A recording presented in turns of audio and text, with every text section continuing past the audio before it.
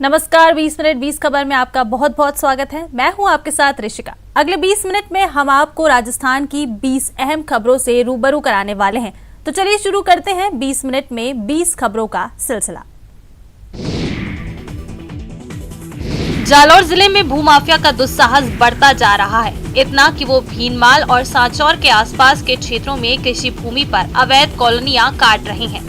बताने की जरूरत नहीं है कि नियम कायदों को ताक पर रखकर कॉलोनियां काटी जा रही हैं। और तो और भूमाफिया का दुस्साहस इतना बढ़ गया है कि स्थानीय सरपंच अगर शिकायत करते हैं तो उन्हें जान से मारने की धमकी दी जाती है।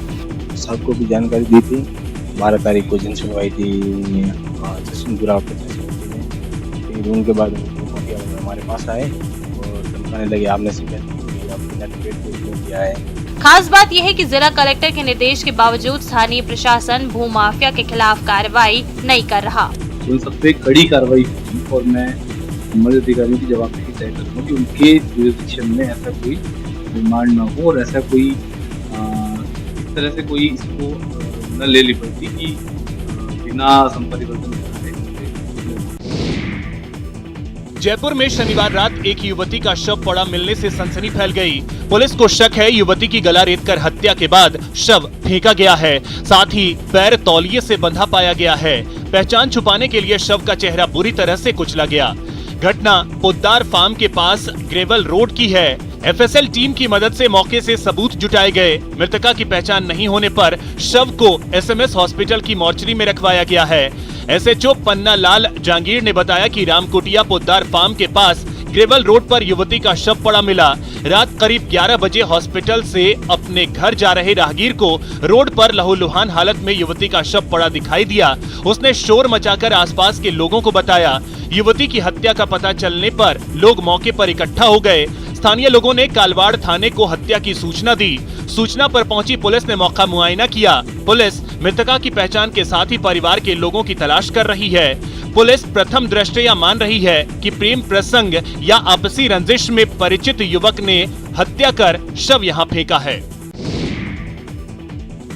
जयपुर के कोटपुतली थाना इलाके के बसई गांव के एक खेत में घायल युवक युवती मिले हैं। दोनों के गले पर कट के निशान पाए गए हैं। खबर पाकर मौके पर पहुंची पुलिस ने दोनों को गंभीर हालत में बीडीएम अस्पताल में भर्ती करवाया। यहां अस्पताल प्रबंधन की बड़ी लापरवाही सामने आई। अस्पताल में पुलिस को डॉक्टरों के आने का इंतजार करना पड़ा और करीब आधे घंटे तक घायल इलाज के अभाव में तड़पते रहे। मौके पर पहुंची डीएसपी संध्या यादव ने लताड़ लगाई और अस्पताल से गाड़ी भिजवाकर डॉक्टर को बुलवाया। युवक की हालत गंभीर बताई जा रही है। पहली नजर में मामला प्रेम प्रसंग से जुड़ा लग रहा है। जानकारी के मुताबिक युवक युवती बसई गांव के ही रहने वाले हैं। लड़की नाबालिग बताई जा रही है। मिली जानकारी के मुताबिक बसई गांव निवासी युवक और नाबालिग दोनों अपने घर शनिवार शाम से लापता हुए थे, जिसके बाद परिजन इनकी तलाश में जुटे थे। शनिवार को नाबालिग अपने पिता के साथ निजी कॉलेज में परीक्षा देने आई थी। परीक्षा खत्म होने के बाद नाबालिग कॉलेज के पिछले दरवाजे से निकलकर लापता हो गई थी। जयपुर पुलिस को बड़ी कामयाबी मिली। शहर के विद्याधर नगर इलाके में एक युवक का दिन दहाड़े अपहरण कर भाग निकले 6 अपहरणकर्ताओं को पुलिस ने चंद घंटों के भीतर पीछा कर दबोच लिया और अपहरित युवक को सकुशल मुक्त करवा लिया। अपहरण की इस वारदात के पीछे किसी युवती से प्रेम प्रसंग को लेकर आपसी रंजिश की बात सामने आ रही है। बदमाशों ने पुलिस को गच्चा देने के लिए अपनी कार की नंबर प्लेट भी बदल ली, लेकिन राहगीरों से मिली अपहरण की सूचना के बाद तुरंत एक्शन में आई विद्याधर नगर थाना पुलिस ने सीसीटीवी फुटेज और साइबर सेल की मदद से लोकेशन ट्रेस कर बदमाशों का पीछा किया। करीब 15 किलोमीटर दूर निवारू रोड से अपहृत युवक को छुड़वा लिया गया। जानकारी के मुताबिक सभी अपहरणकर्ता अजमेर और नागौर के रहने वाले हैं। श्रीगंगानगर में बिगड़ती कानून व्यवस्था से आम जन परेशान है, लेकिन इसका सबसे ज्यादा असर महिलाओं पर देखने को मिल रहा है। कोरोना के संक्रमण काल के बाद जैसे ही परिस्थितियां अनलॉक हुई, महिला अपराधों में भी इजाफा दिखने लगा। हालत ये है कि एक बार फिर महिलाएं जरूरी ना होने पर घर से निकलना बंद कर रही हैं। चेन स्नैचिंग, छेड़छाड़, छीना झपटी और ईव टीजिंग के मामले लगातार बढ़ रहे हैं। बिल्कुल डर है, क्योंकि मुझे लगता है कि पुलिस दुरुस्त है भी, लेकिन एक डर जो हमें लगता है कि वर्दी से इंसान डरता है, वो डर नहीं है। क्योंकि अगर वो डर होगा ना उस दिन ये सब खत्म हो जाएगा। अब हम भी निकलते तो हमें डर लगता है, चेन स्नेचिंग का भी डर लगता है, छेड़छाड़ का भी डर लगता है। और तो चलो ये चीज़ तो बाहर निकलने की है, मुझे लगता है कि हम घर बैठे भी दुरुस्त नहीं है। उसके बाद जब लड़की ग्रो करती है, शादी करती है, तो यही माहौल उसको वहाँ मिलता है कि बहू दब के रहेगी और लड़का आगे आएगा। तो बहू लड़की जो है वो उसी जो बचपन से उसको सिखाते आए हैं कि तुम लड़की हो, लड़का आगे आएगा, भाई आगे आएगा, तुम आगे नहीं आओगे। ये प्रेशर उसके बैक ऑफ माइंड में हमेशा रहता है।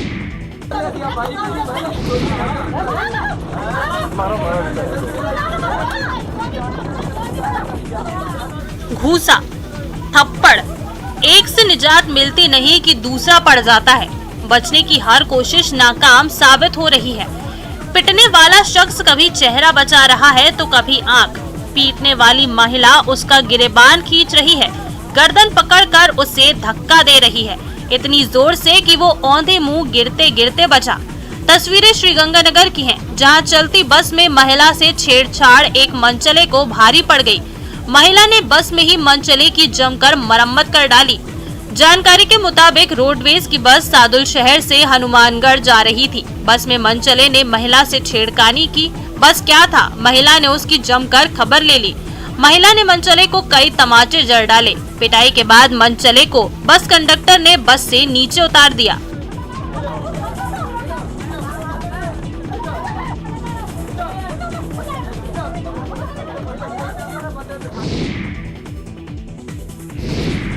पानी की किल्लत झेल रहे लोगों का सब्र आखिरकार जवाब दे गया। तस्वीरें राजधानी जयपुर की हैं, जहां लोगों ने रास्ता रोककर मटका फोड़ प्रदर्शन किया और सरकार के खिलाफ जमकर नारेबाजी की। यहां पर आए लोगों का कहना था कि लंबे अरसे से उनके घर पानी नहीं आ रहा है, लिहाजा पानी के लिए उन्हें हर महीने 3 से 4 हजार रुपए खर्च करने पड़ रहे हैं। पानी की समस्या को लेकर उन्होंने इस महीने 3 बार प्रदर्शन किया, लेकिन फिर भी बात नहीं बनी। राजधानी जयपुर में पेयजल की किल्लत का क्या हाल है, यहाँ लोगों की बेचैनी देख करके आप समझ सकते हैं। क्या परेशानी है आपको? गुलाब देवी बीसलपुर का पानी की। ये तो 2 बात है, गुलाब देवी और बीसलपुर का पानी। परेशानी क्या है? परेशानी गुलाब देवी आपका नाम है, बीसलपुर का आपका पानी चाहिए। पानी की परेशानी तो पानी की परेशानी है ही नहीं, मंगाना पड़ता है। 700-2400 मतलब यानी 1400 और 2800 रुपए, 3000 रुपए महीना पानी का खर्चा आते हैं हमारे। आपके कितने आते हैं? हमारे 5 टैंकर आते हैं। क्या करते हैं आप? हम तो बस हाउसवाइफ हैं और हाउसवाइफ हैं। बिल्कुल, पानी बहुत महंगा पड़ रहा है और पानी की कितनी समस्या देखिए, बच्चे बुजुर्ग महिलाएं सभी से इस मुहिम में आगे आई हैं क्योंकि पानी की बहुत बड़ी समस्या है। भीषण गर्मी में पेयजल की समस्या आती ही है। शायद ही कोई दिन गुजरता होगा जब पानी की किल्लत झेल रहे लोग सड़क जाम ना करते हों, जलदाय विभाग के सामने प्रदर्शन नहीं करते हों। लेकिन करौली में जो हो रहा है वो बेहद परेशान करने वाला है।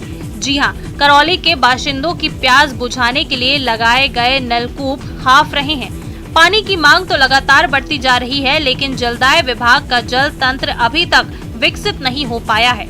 यही कारण है कि मांग के मुकाबले रोज करीब 54 लाख लीटर पानी का टोटा पड़ रहा है, जहां शहर वासियों को 146 लाख लीटर की पानी की रोज दरकार है। वहीं पीएचडी के नलकूपों से सिर्फ 92 लाख लीटर पानी ही निकल पा रहा है। पानी का ये बड़ा फासला भीषण गर्मी के दौर में आमजन पर भारी पड़ रहा है। सबसे बड़ी बात कि जन स्वास्थ्य अभियांत्रिकी विभाग के अधिकारी भी बेबस नजर आते हैं।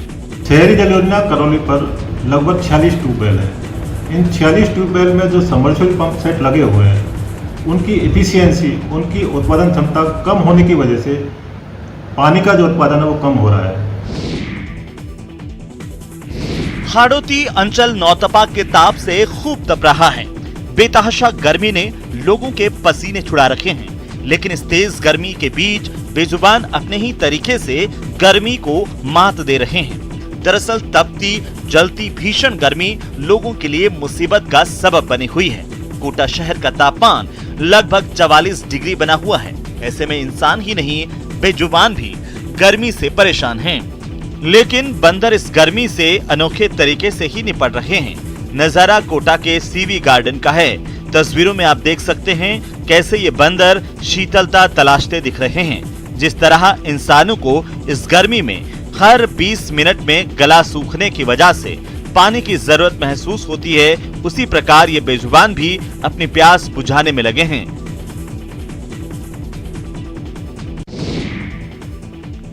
ये खबर रेलों में साधारण श्रेणी में यात्रा करने वालों के लिए है।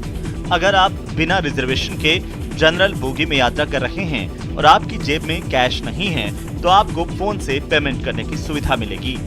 जयपुर जंक्शन पर लगी सभी ऑटोमेटिक टिकट वेंडिंग मशीनों में अब QR कोड की सुविधा भी उपलब्ध है। बस आपको अपना फोन मशीन पर स्कैन करना है और टिकट आपके हाथ में है कि अब ऑटोमेटिक टिकट वेंडिंग मशीन में यात्री QR कोड को स्कैन करके अपना डिजिटल भुगतान कर सकते हैं और जो अपना मासिक पास है या कोई टिकट लेना चाहते हैं वो डिजिटल के माध्यम से ही ले सकते हैं। पीएम मोदी ने देश को पूरी तरह से डिजिटलाइज करने का सपना देखा है और इसी का नतीजा है कि अब हर सरकारी क्षेत्र में तेजी से डिजिटल पेमेंट मोड की रफ्तार बढ़ रही है। अब रेलवे भी इस सपने को साकार करने में लगा है। फिलहाल जयपुर जंक्शन से इसकी शुरुआत हुई है, लेकिन आने वाले समय में उत्तर पश्चिम रेलवे के तहत आने वाले सभी रेलवे स्टेशनों पर ये नवाचार शुरू होने वाला है। इससे पहले इन वेंडिंग मशीन के ऊपर टिकट के पैसे देने पड़ते थे, लेकिन अब QR कोड लगाने से यात्रियों को इसका अच्छा खासा फायदा मिल रहा है और वो स्कैन करके भी अपनी टिकट को ले पा रहे हैं। फिलहाल जयपुर जंक्शन के ऊपर ये व्यवस्था की गई है। आने वाले समय में सभी जो NWR के जंक्शंस हैं उनके ऊपर इस तरीके के इंतजाम किए जाएंगे। जमीन पर सूखे पड़े, टूटी दीवार के बीच गायों की दौड़ और बियावान सा मंजर यकीन करना मुश्किल है ना। तस्वीरें उस विद्यालय की हैं जिसकी मिसाल दी जाती है। जी हाँ, जो विद्या का मंदिर कभी चंपा चमेली और रातरानी जैसे पेड़ पौधों की खुशबू से महका करता था, वो आजकल असामाजिक तत्वों का अड्डा बना हुआ है।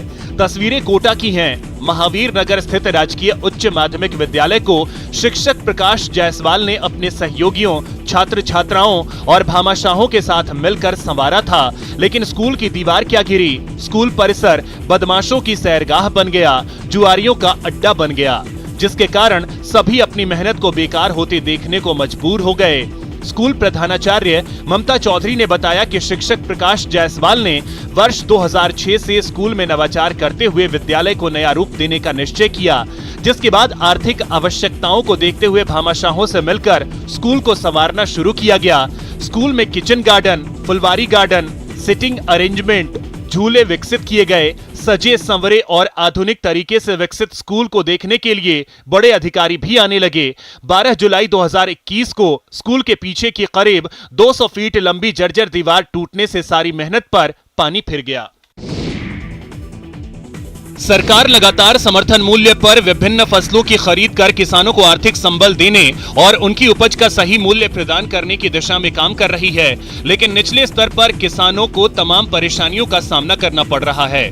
मामला चित्तौड़गढ़ जिले के राशमी उपखंड मुख्यालय पर स्थित चना तोल केंद्र का है, जहां समर्थन मूल्य पर अपना चना बेचने के लिए 1320 किसानों ने पंजीयन करवाया, लेकिन अब तक सिर्फ 357 किसानों का तौल हुआ है।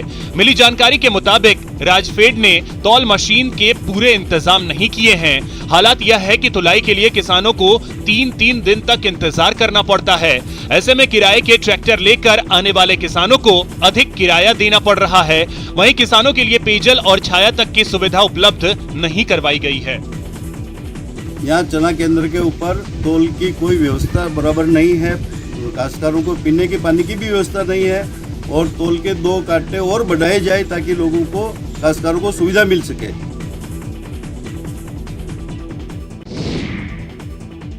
श्री गंगानगर के श्री विजयनगर से कांग्रेसी कार्यकर्ताओं के बीच तू मैं का वीडियो सामने आया है। बताया जा रहा है कि कांग्रेस में इन दिनों ब्लॉक स्तर पर संगठन चुनाव को लेकर कवायद चल रही है। इसी को लेकर श्री गंगानगर जिले के श्री विजयनगर में कांग्रेस के ब्लॉक रिटर्निंग ऑफिसर और हनुमानगढ़ नगर पालिका के पार्षद गुरदीप सिंह कार्यकर्ताओं की बैठक ले रहे थे कि तभी कांग्रेस पार्टी के मनोनीत पार्षद राजाराम पूनिया और कार्यकर्ता आत्माराम लेघा आपस में झगड़ने लगे। दोनों ही पक्षों के बीच block returning officer Gurdeep Singh की मौजूदगी में जमकर तू मैं हुई। बैठक में कांग्रेसी कार्यकर्ताओं के बीच हुई तू मैं का वीडियो अब सामने आया है, जो इस समय जमकर वायरल हो रहा है। कार्यकर्ताओं में थोड़ी नाराजगी तो रहती है और नाराज़गी उनकी दूर करने का प्रयास किया, उनको बैठाया, बातचीत की उनसे। कुछ लोग होते हैं जो नाराज़ होते हैं, जिनका कई बार व्यक्तिगत काम नहीं होता, तो वो लोग अपना यहाँ आके फिर वो बताते हैं। अब ठीक है, वो उन्होंने निर्दलीय चुनाव लड़ा है, तो थोड़ा सा कार्यकर्ताओं को लगा कि यहाँ कांग्रेस पार्टी के सामने लड़ा है, तो थोड़ा सा गुस्सा जाहिर किया था उन्होंने। रोमांच का मजा देने वाला झूला जब खराब हो जाए तो जान हलक में अटक जाती है। छत्तीसगढ़ के कोरबा में ऐसा ही हुआ।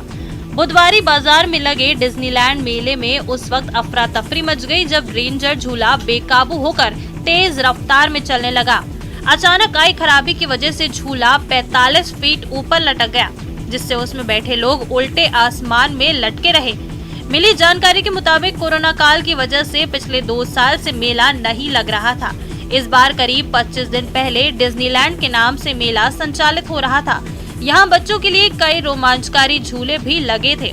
शनिवार रात करीब 8 बजे रेंजर झूले में बैठे करीब 25 लोगों का कलेजा मुंह को आ गया। दरअसल निर्धारित डिग्री में घूमने वाला ये झूला बेकाबू हो गया। तेज गति में चलते हुए तार टूट जाने की वजह से झूला आसमान में अटक गया। बताया जा रहा है कि झूले में बैठने वालों के हाथ पैर बंधे होते हैं और सुरक्षा की दृष्टि से रॉड भी लगा रहता है। करीब 15 मिनट तक झूला ऊपर लटका रहा और लोगों की सांसें अटकी रहीं। किसी तरह झूले का सिस्टम ठीक किया गया तो वो नीचे पहुंचा। देश में जहां धार्मिक मुद्दों को लेकर हिंदू और मुस्लिम समुदाय में आए दिन तनाव की खबरें आ रही हैं, वहीं राजस्थान के बूंदी जिले में धार्मिक सौहार्द की अनूठी मिसाल सामने आई। बूंदी जिले की धार्मिक नगरी केशवराय पाटन में हाजी मुन्ना अब्बासी नियमित रूप से हिंदुओं की आराध्य देवी शीतला माता मंदिर की सफाई करते हैं, उन्हें स्नान कराते हैं। हाजी मुन्ना ने ये काम कोई अभी शुरू नहीं किया है, बल्कि वो पिछले 50 वर्ष से शीतला माता मंदिर की साफ सफाई करते हैं। हाजी मुन्ना नमाज के बाद नियमित रूप से शीतला माता मंदिर पहुंचकर वहां मंदिर की सफाई करते हैं। शीतला माता को नियमित रूप से स्नान करवाने वाले 80 वर्षीय हाजी मुन्ना अब्बासी भगवान केशव की नगरी केशवराय पाटन नगर पालिका के सेवानिवृत्त कर्मचारी हैं। बीते 50 वर्ष से वो शीतला माता की सेवा में जुटे हैं। वो नियमित रूप से अपने पोते के साथ बाइक पर बैठकर मंदिर आते हैं। करता हूँ मैं 7 बजे 8 बजे आ जाता हूँ, तो 10-11 बजे तक 12 बजे तक रहता हूँ। पट बंदे हो जाते हैं, चल जाते हैं। कोई माँ बहन है, आदमी पुरुष जो भी है वो मुझे पैसे देते हैं और उनसे कोई 20 रुपये देता है, कोई 10 रुपये देता है। तो माता जी को नहलाते हो? शीतला माता को नहलाता हूँ। तो कितने सालों से कर रहे हो आप? आमतौर पर सड़क या रास्ते के किनारे पड़ी लकड़ी को बेकार समझकर या तो ईंधन के लिए इस्तेमाल कर लिया जाता है या फिर वहां से उठाकर कहीं और फेंक दिया जाता है। लेकिन बेकार लकड़ी पर हिमाचल के सोलन के रहने वाले राजेश ने ऐसी दस्तकारी की है कि पूछिए मत। ओछघाट पंचायत के गधो गांव के राजेश ने अपने पैशन को पेशा बना लिया। ग्रामीणों के साथ मिलकर इसे कमाई का जरिया बना दिया। इसमें मुख्यमंत्री ग्राम कौशल योजना उनकी मददगार बनी। उन्होंने अपनी कारीगरी से ऐसे उत्पाद तैयार किए हैं कि देखने वालों को अपनी आंखों पर भरोसा नहीं होता। जिस लकड़ी की खराब हालत को देखते हुए कोई कल्पना भी नहीं कर सकता था, वो अब कला का बेशकीमती नमूना हो गई है। राजेश पहले अपने शौक के लिए लकड़ियों पर दस्तकारी करते थे, लेकिन अब उन्होंने इसे ही रोजगार बना लिया है और ग्रामीणों को भी इससे जोड़ा है। ग्राम कौशल योजना के अंतर्गत जो ये कार्यक्रम चलाया, इसके अंतर्गत हमें कुछ नया काम करने का मौका मिला, जिससे मैं 5 लोगों को ट्रेन कर रहा हूँ। तो हमने काफी चीजें बनाई है। छत्तीसगढ़ के जशपुर शहर के हृदय में स्थित है वृक्ष गंगा। दरअसल इसका नाम वृक्ष गंगा इसलिए पड़ा क्योंकि इस जगह पर सैकड़ों साल पुराना एक विशाल पीपल का पेड़ स्थित है और इस पीपल के पेड़ की जड़ से तेज धार में पानी 12 महीने 24 घंटे निकलता है। और काफी उस स्थान को लेकर के की वदंतियां हैं।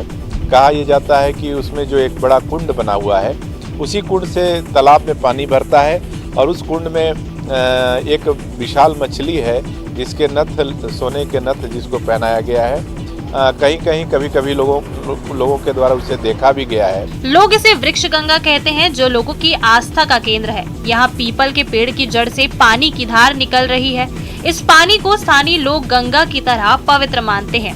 यहाँ सभी धार्मिक आयोजनों और शुभ कार्यों में इसी जल का प्रयोग किया जाता है। इस जल की धार से पेड़ के पास बड़ा तालाब बन गया है। कई लोग इस पानी का उपयोग पीने के लिए भी करते हैं। बताया जा रहा है कि वृक्ष गंगा के नीचे एक कुंड भी बना है और इस कुंड में एक बड़ी मछली भी है जो सोने की नथ पहनी है। बताया जाता है कि इस मछली को कई बार यहाँ के लोगों ने देखा भी है। शहर के लोगों के लिए वृक्ष गंगा आस्था का केंद्र है और बड़ी संख्या में लोग यहाँ पूजा पाठ करने के लिए आते हैं।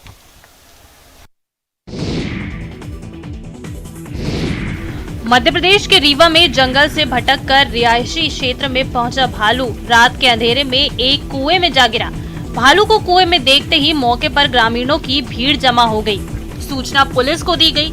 पुलिस ने मौके पर पहुंचकर कुएं वाले स्थान को सुरक्षित कराया और वन अमले को सूचना दी। इसके बाद मौके पर पहुंची रेस्क्यू टीम ने तकरीबन 2 घंटे की कड़ी मशक्कत के बाद भालू को कुएं से सुरक्षित बाहर निकाला।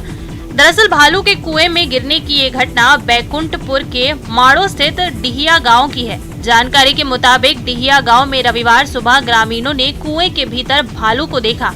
भालू कुएं से बाहर निकलने की कोशिश कर रहा था, लेकिन कुएं की गहराई ज्यादा होने के कारण वो बाहर नहीं निकल पा रहा था। इधर गांव के कुएं में भालू के गिरने की खबर फैलती है, उसे देखने वालों की भीड़ उमड़ पड़ी। यहाँ पहुंची पुलिस ने कुएं वाले स्थान को सुरक्षित कराने के बाद वन अमले को इसकी सूचना दी। बताया गया कि भालू जंगल से भटक कर गाँव पहुँचा था, जो रात में अंधेरा होने की वजह से कुएं में गिर गया। माना जा रहा है कि दिन के उजाले में ये भालू रिहायशी इलाकों में लोगों को नुकसान भी पहुंचा सकता था। फिलहाल भालू के पकड़े जाने के बाद लोगों ने राहत की सांस ली है। बारिश के पानी की हर बूंद को सहेज सकें, उन्हें बर्बाद न होने दें। इसी मकसद के साथ दौसा में आम लोगों के साथ साथ एसपी और कलेक्टर जैसे खास लोगों ने भी बावड़ियों और एनीकट की सफाई का काम शुरू कर दिया है। मानसून आने वाला है और जितने भी जल स्रोत हैं, बावड़ियां हैं, एनीकट हैं, उनमें ज़्यादा से ज़्यादा पानी का संग्रहण हो। इसी उद्देश्य को ध्यान में रखते हुए जिले में अधिकतर जो बावड़ी हैं उनको साफ सफाई का काम चल रहा है, एनीकट का साफ सफाई का काम चल रहा है। दौसा में भूजल करीब खत्म सा हो गया है। कुछ इलाकों में 500 से 700 फीट गहराई पर पानी भी मिलता है, तो वो इतना खारा है कि पीने लायक नहीं। ऐसे में सबकी नजर मॉनसून पर टिकी है। मॉनसून के दौरान बारिश के पानी के हर बूंद को जमा किया जा सके, इसके लिए हर छत जरूरी है अभियान की शुरुआत की गई है, जिसके तहत हर घर से पानी को सहेजकर बावड़ियों और एनीकट को भरने का प्लान बनाया गया है। और इसकी शुरुआत किला सागर की पहाड़ी पर स्थित एनीकट की सफाई से भी हो गई है। एक सामाजिक सरोकार के रूप में जो कार्य है उसको लेते हुए इसका जो है एनीकट जो है उसको गहरा करने का कार्य कर रहे हैं।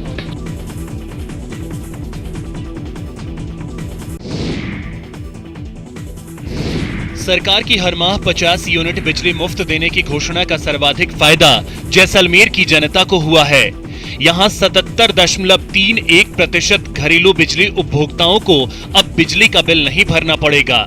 जानकारी के अनुसार डिस्कॉम ने इस बार 39,472 उपभोक्ताओं की बिलिंग की है, जिसमें 30,548 उपभोक्ताओं के बिल शून्य आए हैं। वहीं प्रतिमाह 50 यूनिट बिजली उपभोग करने वाले कुल उपभोक्ता 69,479 हैं। अगले महीने 38,931 उपभोक्ताओं को बिजली का बिल नहीं भरना पड़ेगा। जानकारी के अनुसार जिले में कुल 89,000